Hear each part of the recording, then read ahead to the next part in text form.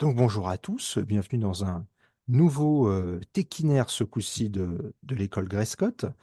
Donc là, l'idée, c'est un petit peu la partie complémentaire du webinaire d'Adrien de la semaine dernière. Comme on avait beaucoup parlé de temps de compilation la semaine dernière, l'idée, c'était d'aller un petit peu plus loin et de vous faire pratiquer un petit peu ça. Donc Grescott, pour rappel, donc c'est une école qui aura lieu du 1er au 2 juillet 2024. On va traiter donc de l'architecture CPU, GPU, de la précision du profilage mémoire, du profilage en général, des langages comme C++, Rust, Fortran, Python, des compilateurs comme EDVC++, DPC++, G++, GFortran, NVFortran et compagnie. D'autres technologies comme NumPy, Leggett, TensorFlow ou QNumerix. Un peu d'OpenACC, aussi du CUDA et du Eve. Et l'idée, c'est d'avoir trois modalités d'inscription. Donc, soit vous vous inscrivez pour venir à Annecy en présentiel, donc vous avez accès aux profs pendant les 2 semaines de l'école, et le dernier jour, vous avez un bootstrap. Donc, l'idée, c'est que vous veniez avec vos problèmes, vos idées de programmes que vous voulez améliorer.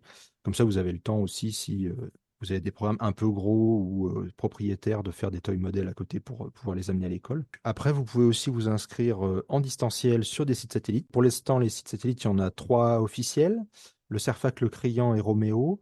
Il y a d'autres sites qui sont en discussion, donc notamment un en Belgique, un au Maroc et deux autres en France. Alors, il y a Nantes et il y a, je sais plus, Karim au secours. Marseille qui est Marseille, devenu voilà, c'est officiel, ça. mais Marseille est officiel maintenant, ça y est. Marseille est officiel. Bon, bah, du coup, Ouais, on a Marseille, il va falloir qu'on le rajoute dans la page. Donc, exactement. Marseille est maintenant officiel. Et Euh, puis plusieurs discussions en Île-de-France. Voilà, on a plusieurs autres discussions en cours, mais là, pour le coup, on vient de commencer, donc on peut pas vous en dire plus. Et la dernière modalité, donc c'est vraiment en distanciel à la carte. Donc, on va restreamer tout sur YouTube. Donc après, vous pourrez suivre comme vous avez envie. Alors, pas forcément que les ressources de calcul, parce que là, vous allez être limité avec ce que vous avez. Mais voilà. Et sur ce, bah, je passe la parole à Adrien et je vous souhaite un bon téquinaire. Eh ben, merci Pierre. Donc, je vais vous parler un peu de profilage de compilation en C++, en général et avec un accent particulier sur un outil que j'ai développé qui s'appelle Profiler. Donc un peu de contexte. Alors on va remonter quelques années en arrière,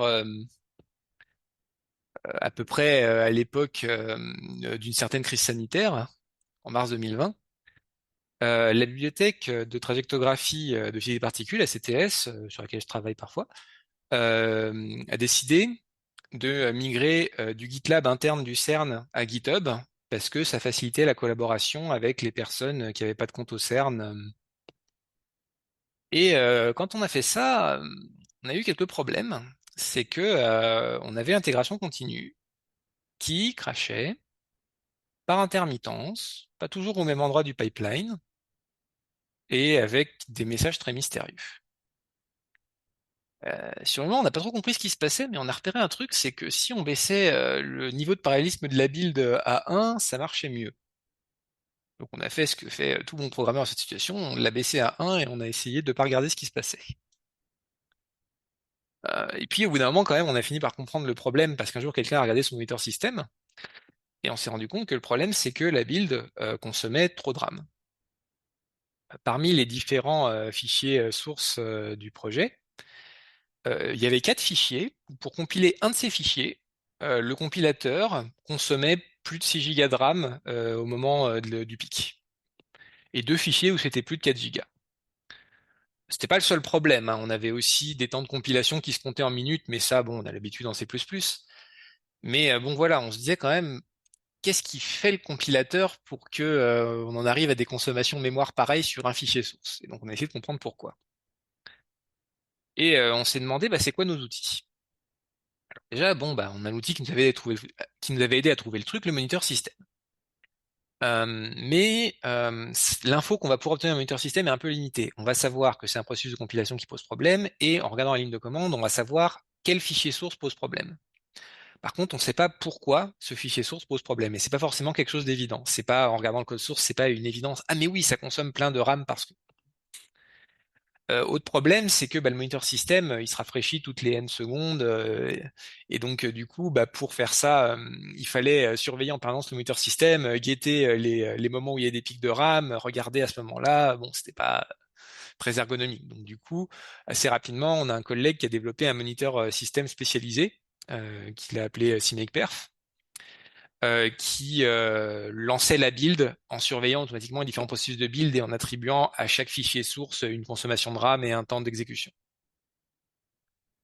Et il a un peu bossé, donc du coup, c'est intégré à la CI, ce qui fait que maintenant, on peut aller sur un petit site, on voit les 10 unités de compilation qui consomment le plus de RAM. Quand on clique dessus, on a l'historique des commits. On peut voir chaque commit avec son message, combien de RAM il a consommé, pourquoi. Vous voyez qu'il y a quelques échecs de mesure ici et là. Et vous voyez aussi que c'est devenu relativement stable de nos jours.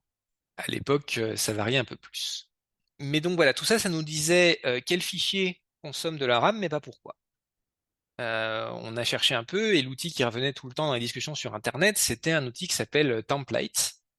Alors Template, en fait, qu'est-ce que c'est? C'est un patch pour Clang qui va ajouter des fonctionnalités de mesure mémoire.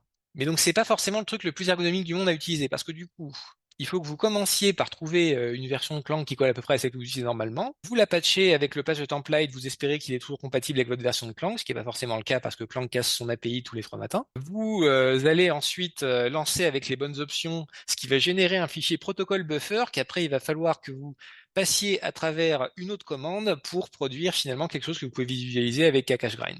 Donc ça, voilà, c'est le genre d'outil, ça pouvait servir ponctuellement, mais on n'allait pas convaincre les gens de s'en servir au quotidien. Et en fait, pour ce qui est de la consommation de RAM, c'était à peu près tout. C'est pas un sujet qui a été très étudié en milieu de la compilation. Par contre, on s'est rendu compte qu'il y avait beaucoup plus d'outils pour mesurer à quoi les compilateurs passaient leur temps. Et en fait, il y a une bonne nouvelle, c'est que le temps de compilation et la consommation mémoire de la compilation, en tout cas pour ACTS, c'est extrêmement corrélé. C'est pas intuitif que ça devrait l'être, mais en fait, on peut quasiment faire une régression linéaire de l'un par l'autre, quoi. Et donc, du coup, les outils permettant d'analyser le temps, on pouvait les utiliser pour nos problèmes de RAM. Alors, le premier outil qui vient à l'esprit, c'est de demander au compilateur, il a une fonction pour ça, qui vous affiche, voilà, j'ai passé tant de temps dans le front-end, tant de temps instancié template, tant de temps dans le back-end et tout. Et en fait, ça ne nous sert pas à grand-chose, parce que savoir que le compilateur a passé du temps à générer du code machine ou à parser du code C++ ne dit pas non plus très précisément qu'est-ce que nous, on a fait dans le code pour que ça prenne du temps. Donc, deuxième outil pour analyser le temps d'exécution, on se dit on va utiliser des profileurs, CPU ou mémoire. Alors ça va nous dire, le compilateur a passé beaucoup de temps dans une fonction interne du compilateur qui s'appelle, je sais pas moi, instantiate template par exemple. Le problème, c'est que c'est souvent des fonctions assez génériques et on ne sait pas avec quels paramètres elles ont été appelées. Et donc du coup, on ne sait toujours pas finalement pourquoi notre code est lourd à compiler. On sait qu'il y a un problème peut-être avec des templates quelque part, mais des templates, on en a 1000 dans le fichier source, ça va pas nous aider. Et on n'est pas les seuls à avoir eu un problème avec ça. Il y a les gens d'Unity qui ont rencontré ce problème aussi parce que le cœur du moteur est en C++. Et donc il y a un des devs d'Unity qui a soumis un patch à Clang qui est présent depuis la version 9 qui ajoute une option qui s'appelle fTimeTrace. Alors qu'est-ce que ça fait? En fait, ça file un historique de compilation qui est avec des données à grains fins. Donc de deux façons à grains fins. Première chose, on sait non seulement que c'est par exemple en train d'instancier une template, mais on sait quel template on est en train d'instancier. On a les fonctions ou types qui ont été passés en paramètres des fonctions internes du compilateur. Et on a une vue qui est hiérarchique, c'est-à-dire par exemple, souvent en C++, ce qui se passe, c'est qu'on a un template qui est instancié lors de l'instanciation d'un autre template, qui lui-même est instancié lors de l'instanciation d'un autre template, et ainsi de suite. Et donc ça, fTimeTrace, il peut le montrer. Et donc, ce qui se passe, c'est qu'après avoir lancé Clang avec cette option sur un certain fichier source, à côté du fichier objet qu'on aurait normalement, on récupère en plus un fichier JSON lié au format Chrome Trace Format qu'utilise le navigateur web Google Chrome pour son profilage interne. L'intérêt d'utiliser ce format-là, c'est que on peut aller chercher tous les outils de visu qui ont été conçus par les développeurs web pour essayer d'attaquer leurs problèmes de perf. Alors à quoi ça ressemble en pratique? On va dans Chrome ou Chromium. Donc en interne, il y a un truc, il vous dit, il y en a un autre, je vais vous le montrer après. On lui file un fichier généré par Clang, et on obtient quelque chose comme ça, où au début, voilà, par défaut, on voit un peu le temps total passé à exécuter le compilateur, back-end, optimisation, les choses auxquelles on s'attendrait. Ça, c'est, comme je vous le dis, c'est pas très intéressant parce que c'est trop haut niveau. Par contre, quand on zoome un peu, là, on a quelque chose de beaucoup plus intéressant, c'est qu'on voit de la séquence temporelle. On voit que là, on a une activité qui s'appelle par exemple Perform Pending Instantiations. Et je crois qu'il est en train de me friser le truc. Ah oui, parce que il a quelques problèmes à afficher ce petit nom de type. Qu'importe. Mais donc voilà, on peut avoir des choses, on peut zoomer dessus. On voit que combien de temps il a passé à inclure différents headers. On voit par exemple que boost c'est un peu lourd à inclure. Quand on voit sur les fonctions, on voit que ça a été manifestement un peu plus compliqué que d'autres fonctions d'instancier un truc qui s'appelle EigenInterPlane. Intéressant. On peut voir qu'est-ce qui s'est passé. Du coup, on voit que EigenHyperplane s'appelle EigenJacobi SVD, qui appelle EigenInternet précondition. On a vraiment le genre de profil hiérarchique qu'on aurait l'habitude d'avoir, mais cette fois lors de la compilation. En fait, on voit finalement combien de temps le compilateur a passé à instancier différentes entités dans le code, lesquelles il a instanciées, pourquoi, parce qu'on voit quelles autres entités il a instanciées avant d'instancier celle-là. Euh, et on peut repérer des choses qui sont plus lourdes que les autres. Genre ce petit type-là, manifestement, il est un peu compliqué à instancier pour une raison mystérieuse. Donc ça, c'est la visualisation par défaut. Après, comme vous dit Chrome, il y a une nouvelle version qui, cette fois, n'est plus intégrée à Chrome, mais qui est un site web qui s'appelle Perfetto, qui va vous donner, en fait, à peu près la même chose, mais en plus moderne et en plus lourd. Comme vous le voyez, ça prend du temps à se charger. Et il y en a une troisième, assez connue, qui s'appelle Speedscope,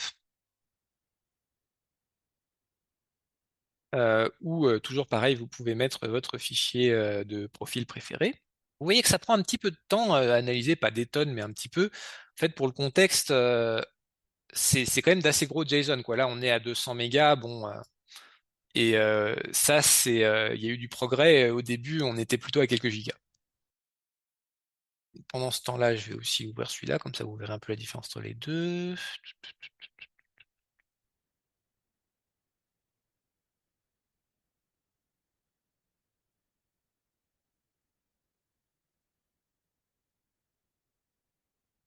Et donc voilà, vous voyez que là, on a à peu près la même chose, juste en plus joli et en plus lent. Vous voyez qu'il y a toujours un truc bizarre avec ce type, là, j'y reviendrai.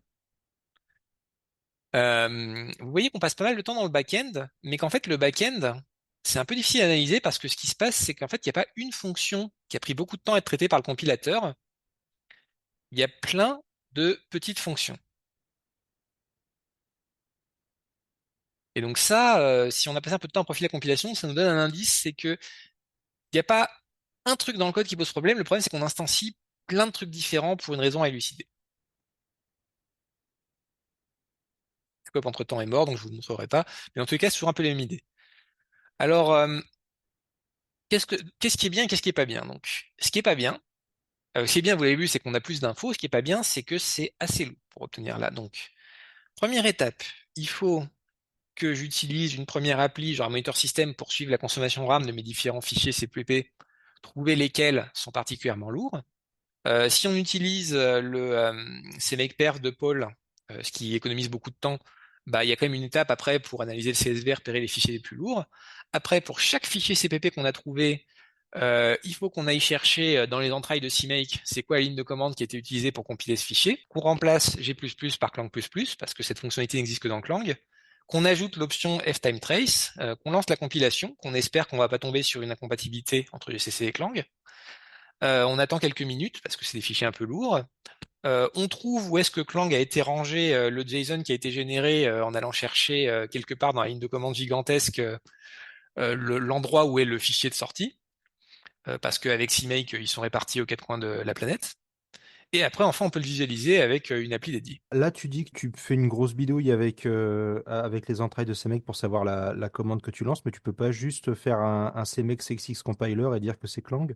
Alors ça oui, mais par contre, ajouter l'option ftimetrace, faudrait aller dans les CMake CXX flags. Ah bah après, tu peux faire des flags spécifiques par compilateur, ça il sait faire Ouais. CMake. Mais donc oui, en tout cas, on pourrait, c'est juste que par défaut, compiler avec GCC, Ah oui, la flemme, d'accord, ok. Bon. voilà. Ça me va. Et dans tous les cas, je vais vous montrer comment après on peut avoir moins la flemme. Parce que si on lance Clang en standtrace par défaut, on aura quand même 3000 fichiers JSON à trouver et savoir lequel on veut, etc. Et puis à la fin, ce qu'on a comme résultat, c'est pas forcément super excellent non plus, parce que finalement, ces traces que nous produit Clang, c'est très centré sur l'ordre dans lequel les choses ont été faites. Ça nous dit Clang, il a fait ça, puis il a fait ça, puis il a fait ça, puis il a fait ça, puis il a fait ça, et à chaque activité, il a passé tant de temps. Et en fait, nous, quand on fait du profilage, ce qui nous intéresse, c'est pas l'ordre finalement. L'ordre importe assez peu. Ce qui nous intéresse, c'est qu'est-ce qui est le plus lourd, c'est quoi les goulots d'étranglement. Et ça, tous les outils dont je vous ai parlé avant, ils sont pas très doués pour ça. Un autre problème qu'on a, c'est que on a des noms de fonctions côté back-end qui sont manglés. C'est en gros une bidouille utilisée par les compilateurs C++ pour communiquer avec des toolchains qui ont été conçus pour du C. Rust a le même problème d'ailleurs. Mais c'est complètement illisible quand on n'est pas un outil dédié, donc du coup, il faut passer par d'autres outils, genre ces ppfilt pour les retransformer, c'est un peu chiant de le faire plein de fois. Et un problème qu'on a, c'est que les gens ils font de la métaprogrammation, et qui dit métaprogrammation dit qu'on va se retrouver avec des noms de templates un peu longs. Et en fait, quand on a un nom de template comme ça, très honnêtement, je suis incapable de dire qu'est-ce qu'on a essayé d'instancier là. Je veux dire, je sais pas par où ça commence, je sais pas par où ça finit. En fait, c'est une info beaucoup trop complète pour être facile à lire. Et donc, du coup, tout ça m'amène à pourquoi Crowfiler. Donc, Crowfiler, il fait plusieurs choses. Déjà, il simplifie le processus. C'est un outil tout en un, il n'y a pas besoin d'outils séparés pour mesurer les temps de compile, les consos de RAM, etc. Il fait la mesure de la build, il fait l'analyse, il vous dit c'est tel fichier qui prenne le plus de temps. Vous voulez analyser tel fichier, très bien, il lance Clang avec les bonnes options.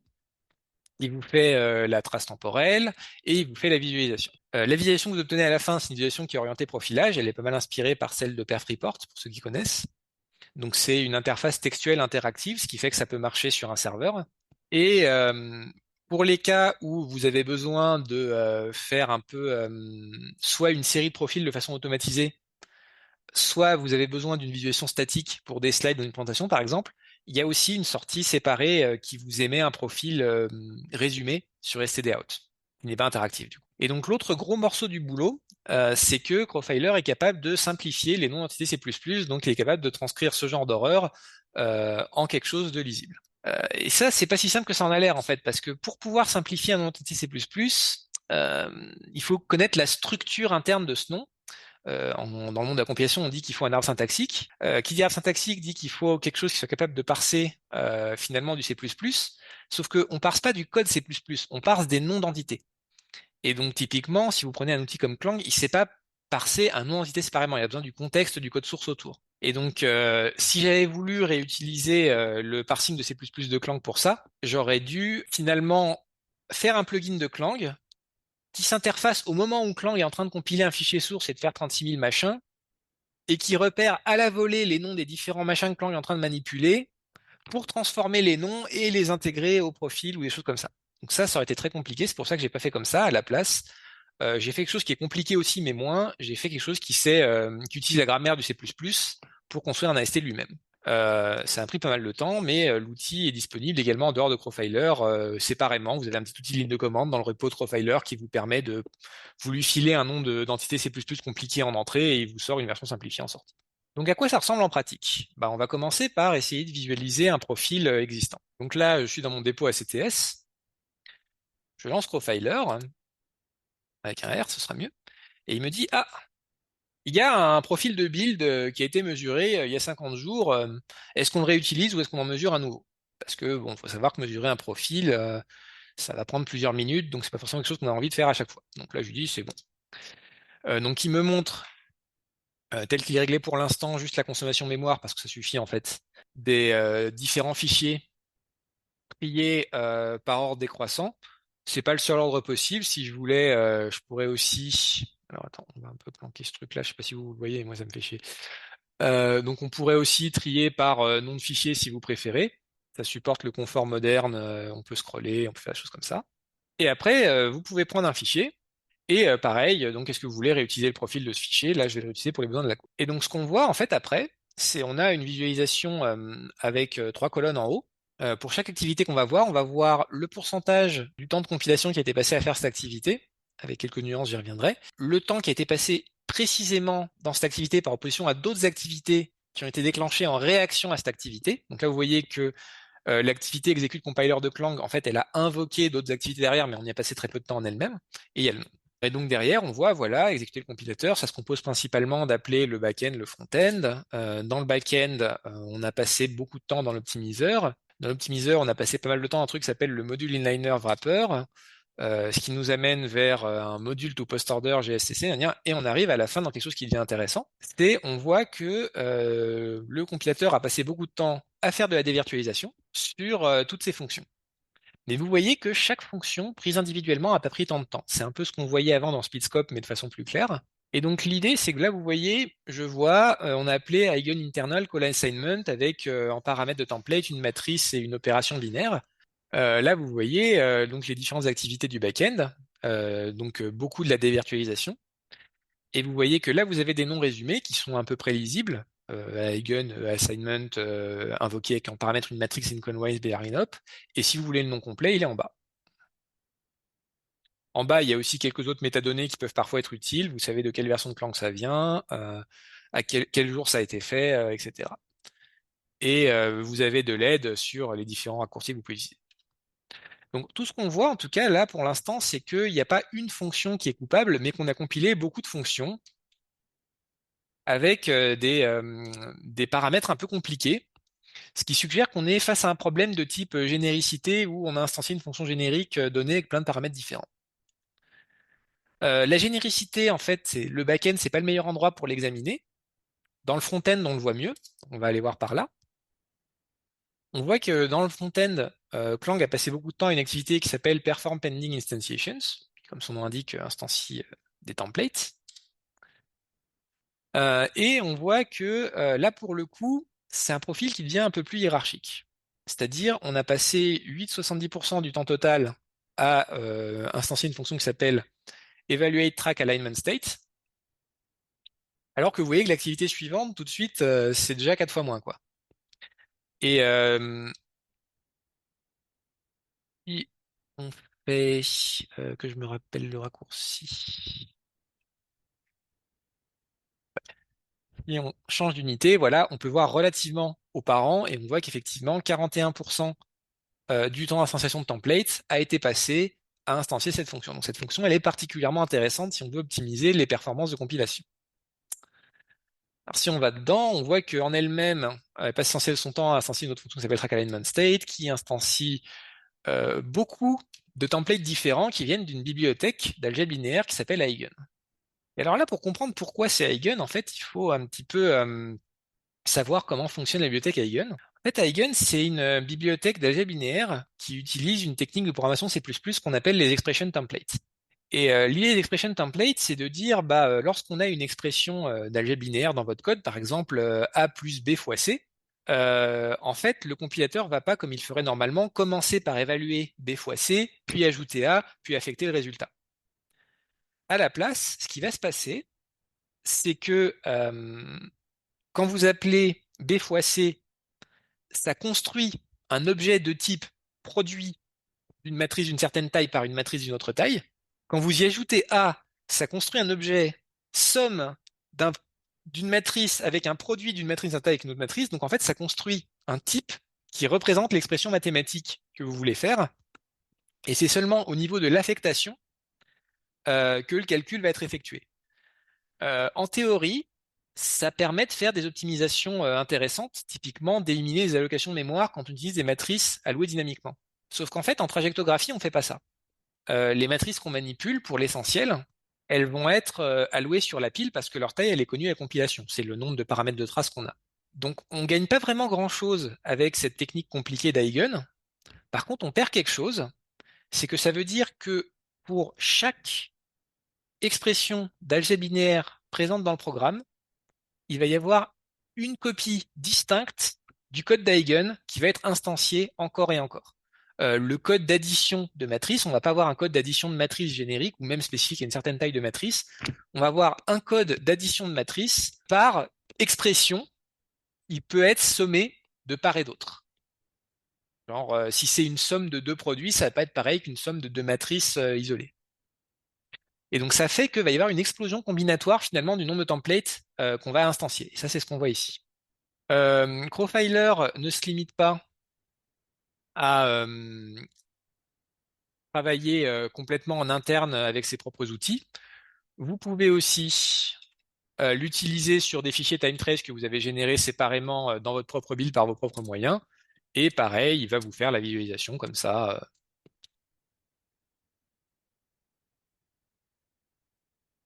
Donc voilà pour qu'est-ce que ça donne. Maintenant, comment on fait pour en arriver là? Donc, Crowfiler utilise une fonctionnalité de CMake qui s'appelle les Compilation Database et qui, comme toute bonne fonctionnalité de CMake, n'est pas très bien documentée. En allant fouiller dans les tréfonds d'Internet, vous apprendrez que lorsque vous configurez votre build avec CMake, il y a un flag que vous devez passer qui s'appelle dcmake export compile command égale on. Et une fois que vous avez fait ça, CMake va vous produire un fichier JSON qui ressemble à ça, où on a les différentes commandes de build, dans quel dossier doit être exécuté, quelle commande on exécute, quel fichier est pris en paramètre et quel autre fichier est produit en sortie. Et donc derrière, c'est cette finalement version lisible des commandes de compilation que Crowfiler va utiliser pour savoir quelles sont les unités de compilation, comment on les compile, où vont être les fichiers JSON de sortie, etc. Une petite question. Ouais. Cette option de CMake, elle est stable ou elle peut disparaître d'un jour à l'autre? Alors le format a déjà changé. Donc c'est stable comme du CMake. Et il y a d'autres utilisateurs que toi? Ouais, les gens qui essayent les malheureux qui essayent d'avoir des IDE dans leur éditeur de code en C++ utilisent aussi ça. Hmm. Merci. Et donc, du coup, faut commencer par configurer votre build avec cette option-là. Ça, c'est pour CMake. Il y a quelques autres gestionnaires de build qui savent le faire. Et une fois que c'est fait, bah, finalement, je vais vous montrer à quoi ça ressemblerait si on n'avait pas fait des mesures.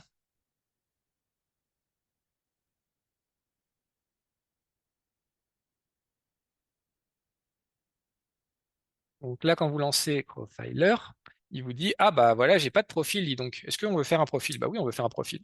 Et donc là, derrière, vous allez avoir une petite barre de progression.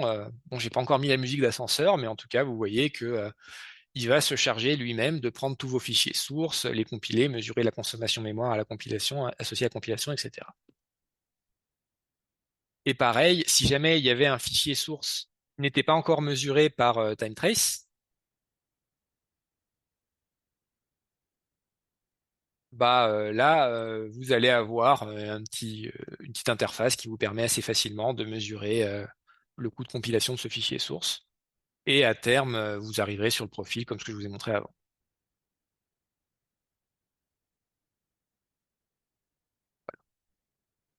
Donc voilà pour ce que ça fait, Profiler. Maintenant, où est-ce qu'on en est? Bah, actuellement, c'est un projet qui est un peu en mode maintenance. Il fait suffisamment de choses pour que moi je puisse l'utiliser pour profiler mes problèmes de build dans ACTS ou autre. Et à ma connaissance, il n'a pas d'autres utilisateurs. Donc dans ces circonstances, c'est un peu difficile de justifier de passer beaucoup de temps à développer de nouvelles fonctionnalités que je trouve cool, mais dont j'ai pas un besoin vital et qui n'intéresse personne d'autre. Néanmoins, bon, s'il y avait des gens intéressés, j'aurais plein d'idées, hein. Pour l'instant, la simplification dans C++, elle est un peu basique, elle pourrait être mieux. J'aimerais bien essayer, en complément de la TUI, d'avoir un export compatible avec la très belle visualisation Firefox Profiler. J'aimerais bien avoir quelque chose pour pouvoir corréler les activités, genre dire, bah finalement, on a différentes activités de Clang où on a compilé plusieurs instances d'un même template. Est-ce qu'on pourrait les grouper par templates? Est-ce qu'on peut grouper aussi les activités de front-end et back-end qui sont associées à la même fonction, au même type, etc. Ça, ce serait un truc intéressant, mais c'est aussi un développement très lourd. Et un truc plus au niveau maintenance, c'est que actuellement, maintenir ça compatible avec le format des profils de Clang qui évoluent régulièrement, c'est un processus complètement manuel où très souvent, bah, c'est juste un jour, j'essaie avec une nouvelle version de Clang, je vois que le parsing est pas parfait, je repasse sur le code pour le corriger. Ce serait pas mal d'avoir de la CI pour détecter ça automatiquement, mais pareil, c'est pas mal le bout. Donc, ce que je veux que vous reteniez de cette présentation, c'est d'abord qu'il faut pas faire n'importe quoi à la compilation. C'est pas parce qu'un langage vous permet de faire plein de trucs à la compilation que c'est une bonne idée de le faire. Souvent, les personnes qui commencent à faire des trucs très compliqués à la compilation sont motivées par un souci d'optimiser le temps d'exécution. Et c'est un souci que je comprends très bien, c'est un peu mon cœur de métier, mais c'est important d'être sûr qu'on optimise quelque chose qui a vraiment de l'importance. Donc avant de commencer à faire des trucs compliqués à la compilation, commencez par profiler vos temps d'exécution pour savoir à quel endroit vous passez du temps d'exécution et appliquer vos optimisations à cet endroit-là. Et les templates, de ce point de vue-là, peuvent être une optimisation comme une autre. C'est une optimisation qui permet de spécialiser le code, d'éliminer les allocations, etc. Méfiez-vous des bibliothèques qui essayent de faire des trucs compliqués à la compilation comme Eigen. ça peut avoir l'air sympa sur le moment, mais vous allez le payer plus tard en message d'erreur horrible et en build qui ne termine pas et consomme une quantité de RAM faramineuse. Ne prenez pas comme acquis le fait que la compilation, ça va finir par bien se passer. Surveillez la consommation CPU et RAM de vos builds comme on fait à CTS avec un petit dashboard.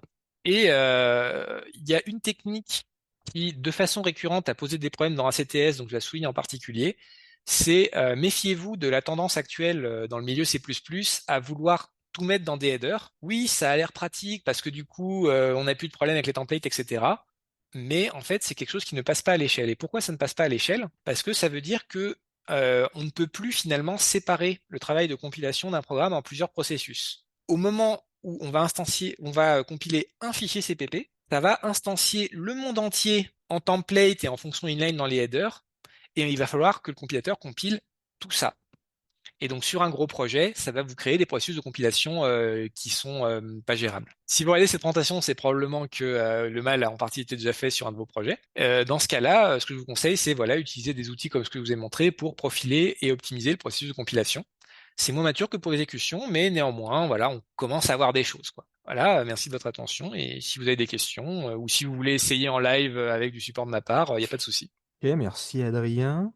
Bah tiens, bah remarque, je vais commencer les questions, le temps de regarder le chat. Là, tu nous as dit tout à l'heure que justement, il faut faire attention avec Hagen parce que des fois, il fait un peu trop de sorcellerie et ça peut poser problème. Est-ce que du coup, dans ce cas précis, si tu connais la tête de tes matrices à la compilation, tu pourrais pas utiliser Armadillo, par exemple? Alors Armadillo, pour moi, si je me rappelle bien, il n'optimise pas trop pour les petites matrices. En fait, il appelle le BLAS, quoi, en gros, derrière.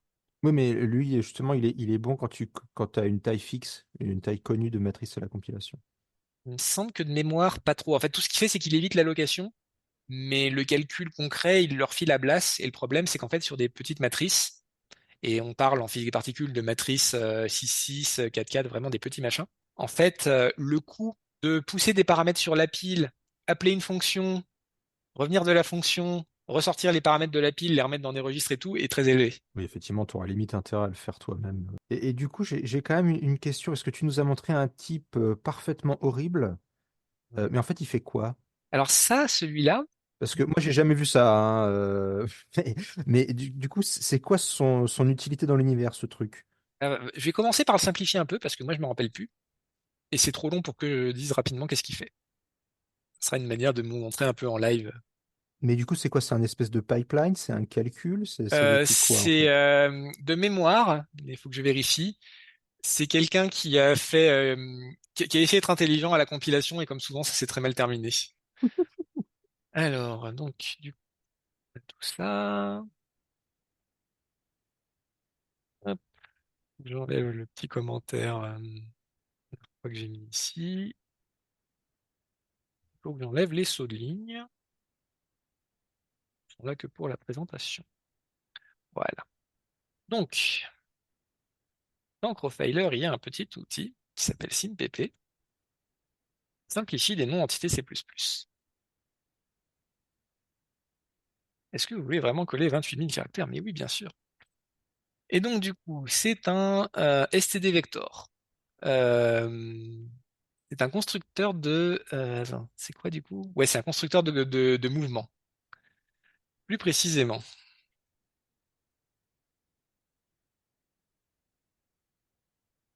Oui, des fois, le terminal n'aime pas quand on lui met un peu trop de caractères dans la tête.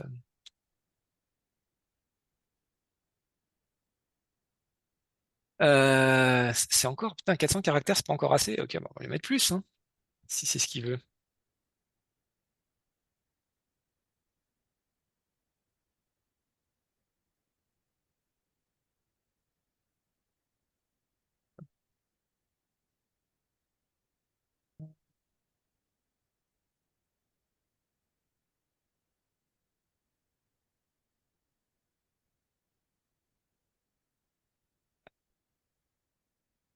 Mais de mémoire, ce qui s'est passé avec ce truc-là, c'est que quelqu'un essayait d'être intelligent. Et comme souvent, à la compilation, c'est pas une bonne idée d'être intelligent. Et voilà, c'est ça. Bah, Donc, il a construit un std vector, d'un std variant, d'une série de types mesures. Et en fait, c'est quoi ces types mesures? L'idée, c'est que En trajectographie, on a ce qu'on appelle les paramètres de trace. Une trace de particule, elle est définie par le point d'origine de la particule, la direction dans laquelle elle va, sa quantité de mouvement et des choses comme ça.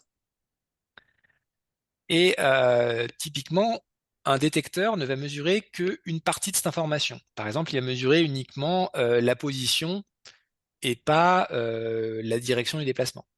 Et en fait, à l'époque, la façon dont c'était géré dans la CTS, c'est que quelqu'un avait dit, bah, on a un type measurement qui représente un sous-ensemble possible des paramètres de trace, et on avait un STD variant qui représentait l'ensemble des sous-ensembles possibles. C'est-à-dire qu'il avait fait de la combinatoire en 2 puissance n, qui représentait le cas où on a un paramètre de trace E-band log 0, le cas où on a E-band log 0 et E-band log 1, le cas où on a E-band log 1, le cas où on a E-band fixe, etc. Et donc ça, qui dit 2 puissance n, dit que ça explose très vite avec n. Et donc on avait finalement toutes sortes d'opérations sur ce STD variant qui, comme il se doit avec un STD variant, le code était instancié en n exemplaires une fois par type possible dans la variante. Laisse-moi deviner, c'est un fan de programmation fonctionnelle qui avait fait ça? Non, c'est un fan de métaprogrammation C++. Les gens, ils font souvent des trucs bizarres comme ça. Une petite question, il n'y a pas d'espoir avec, à une époque, les compilateurs, ils essayaient de pré-traiter les headers d'une manière ou d'une autre pour que ça puisse resservir et pas les retraiter encore et encore. Et maintenant, avec les modules et compagnie, il n'y a pas moyen de dire. Ça va t'économiser du parsing. Mais le problème, là, c'est pas le parsing, en fait. C'est le code instancié. Et en C++, disons, on ne peut pas préinstancier automatiquement du code. On peut préinstancier manuellement du code avec des outils comme Extern Template que personne n'utilise. Oui, mais justement, ça permettrait pas de couvrir la Mais majorité des cas et de faire un point haut, tout est là une fois pour toutes. ce serait bien. Mais en fait, c'est un truc qui pour l'instant doit être fait complètement à la main et du coup, les gens ont la flemme, quoi.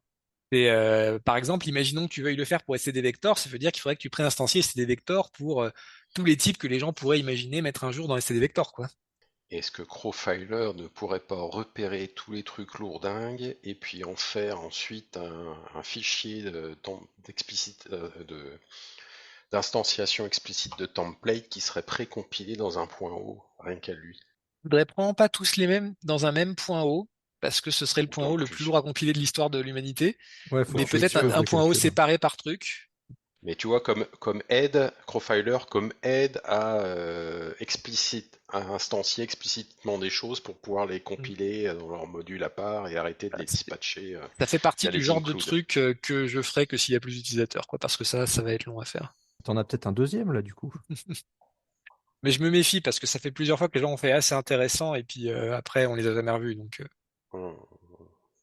Bah après, c'est vrai que là, tu montres quelque chose. Là, vous êtes allé loin quand même dans le délire. En fait, c'est la combinaison de un délire particulier qui est ce truc qui multiplie par 64 les coûts de compilation, avec Eigen, qui lui-même spécialise son code d'algèbre linéaire pour chaque type de matrice qu'on lui passe en entrée. Et les deux se multiplient entre eux, en fait. C'est comme les accidents industriels, si tu veux. En général, il n'y a pas un truc qui a merdé, il y a plusieurs trucs qui ont merdé qui se multiplient entre eux. Donc genre, ça veut dire qu'il y a que le code d'ACTS qui a ce problème-là? Ah Ça, non, j'ai dit. je veux dire, j'ai déjà essayé de compiler Alpaca une fois, par exemple. Ils ont un fichier source quelque part qui monte à 10 gigas de RAM quand tu le compiles et qui fait 10 minutes à se compiler de mémoire. Et une fois, j'ai dit au dev, quand même, c'est un peu n'importe quoi votre truc. Ils ont dit, oui, mais c'est chiant à corriger. Bah, il y a HPX aussi qui consomme pas mal de mémoire quand tu compiles. D'une manière générale, voilà, tous les projets qui essayent de faire des trucs un peu rigolos avec des templates, ils vont avoir ce problème, en fait. Hum. Tu veux, voilà, je dis rigolo, mais ça a l'air rigolo sur le moment, et puis le jour où tu dois le débugger, c'est plutôt rigolo comme l'humour des urgentistes, quoi. Si c'est pas ça ton urgence, tu rigoles pas. C'est ça.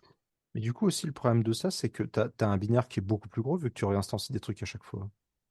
Alors Des oui, instructions différentes. potentiellement, avec ces header-only libraries, tu vas refaire le travail d'instanciation de 36 000 trucs pour chaque fichier CPP. Ouais, donc c'est quand même un peu embêtant. Tu ramènes le monde entier dans chaque CPP, et du coup, chaque point haut est gigantesque et à chaque fois, Mm. à la fin, t'as un binaire qui est beaucoup plus gros, quoi. C'est aussi pour ça que je vous disais au Y a, début que... y a pas un petit peu de ménage à la fin au moment du linking, il se rend pas compte qu'il a 15 000 fois le même truc et il alors, nettoie? si Alors, tu c'est fais de pas l'optimisation exactement à le l'édition de même. liens, dans ce cas-là, il peut enlever les fonctions qui ne sont pas utilisées et il peut enlever les duplicats. Mais le problème, c'est qu'à ce moment-là, tu as déjà payé le prix de compiler les fichiers CPP. Mhm. Non, je répondais juste à Pierre là, sur le poids des binaires à la fin, quoi. Mais oui, oui, t'as Non, dû mais quand même il passer peut. 2 heures à compiler, c'est clair. Oui, tu passes 2 heures à compiler, mais en fait, il peut simplifier que s'il voit que c'est exactement le même nom. Si c'est pas le même nom, parce que justement, tu as du manglage de partout, Ça il aussi, va ouais. pas simplifier. En fait, ça c'est en partie lié à une fonctionnalité des templates C++ qui est la spécialisation. En présence de spécialisation, un compilateur ne pourrait même pas en fait sauvegarder du travail commun à toutes les instances de template parce qu'il n'y a pas de travail commun en fait. D'une spécialisation à l'autre, le travail peut être complètement différent. Est-ce que vous avez d'autres questions? Oui, après, il y a ça aussi, ouais, Adrien. Quand tu commences à faire ce genre de truc, comment est-ce que tu débugs? Parce que Quand comme tu tu as des débugs types très quoi? compliqués, bah, tu as des types très compliqués qui font des trucs à la fin pour savoir qui a fait quoi quand.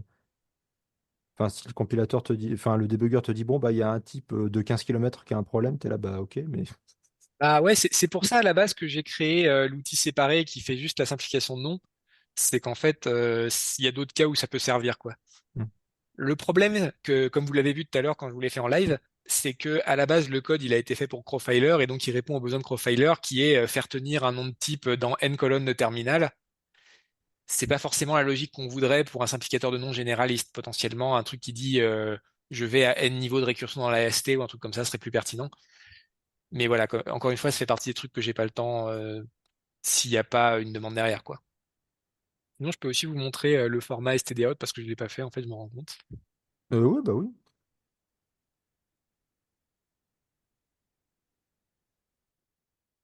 Historiquement, c'est le premier qui a eu Crowfiler parce qu'il est plus simple.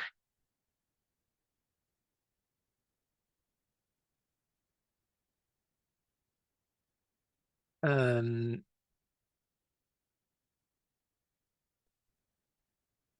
Ça vous fait des choses comme ça en fait.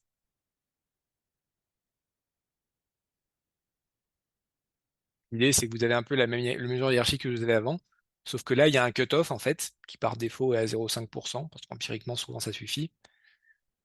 Il dit voilà, jusqu'à tel niveau, on va jusqu'à tel pourcentage du profil global et après on s'arrête et on met des points de suspension, quoi. Et évidemment, le cutoff est configurable, on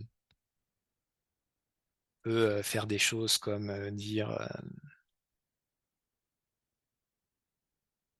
hierarchical threshold de et avoir des choses un peu plus résumées, quoi.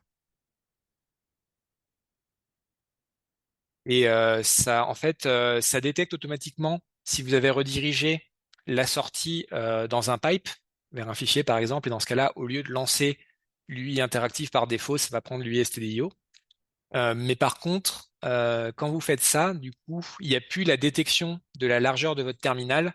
Et donc, il faut que vous précisiez c'est quoi la longueur maximale de ligne que vous voulez dans votre fichier texte. Je ferais quelque chose comme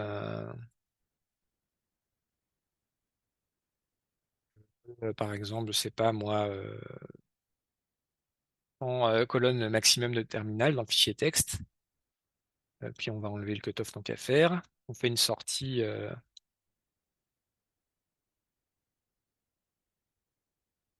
Et à la fin, on a ça, quoi. T'as une valeur par défaut en nombre de colonnes? Je crois que c'est 120 que j'ai mis. Ok, 200. ok. Ça, c'est pas mal, ouais. Je vous ai mis un exemple en lien sur l'indico de présentation que j'ai donné en 2022 sur le sujet où j'utilisais justement ces visualisations en stdio pour, euh, pour expliquer un peu différents trucs, quoi. En fait, ce que je montrais, c'est différentes optimes qu'on a fait dans nos builds. Là, vous voyez, il s'est passé des choses en 2021. Et du coup, je montre un peu le profil avant et après, où on voit du coup qu'est-ce qui a changé un peu précisément, quoi. Et donc, typiquement, vous avez supprimé des instances de trucs que vous n'avez pas besoin, vous avez factorisé des choses, comment vous avez fait? La technique d'optime de base qu'on prend, c'est de sortir des instances de template dans des fichiers CPP. Oui, oui, c'est une technique qui marche bien, qu'on pratique nous-mêmes d'ailleurs. Supprimer des trucs de métaprogrammation, c'est plus compliqué souvent, mais des fois on le fait. Par exemple, la chose que je vous ai montrée là avec le SCD variant de measurement, celui-là, bon, le jour où on a compris que c'est lui qui faisait péter les builds, il a sauté, et c'est très bien. Mais souvent, ouais, la technique de base, c'est sortir un machin d'un fichier CPP séparé.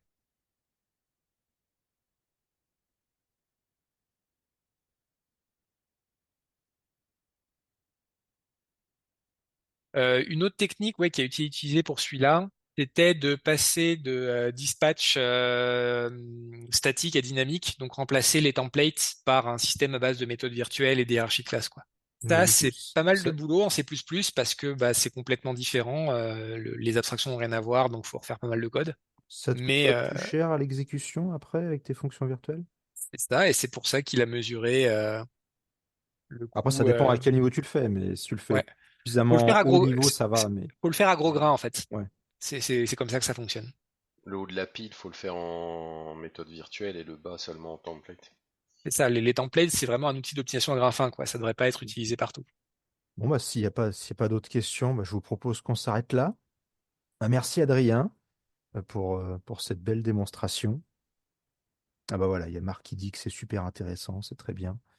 Donc bah, on va s'arrêter là et puis bah, on se retrouve jeudi prochain pour le webinaire de David à 10 heures, qui n'a pas lu la doc, comme son avatar l'indique. Bon, mais il me reste une semaine, mais c'est un peu court. Pas si long la doc vesicle. Et bah, au revoir et à la prochaine.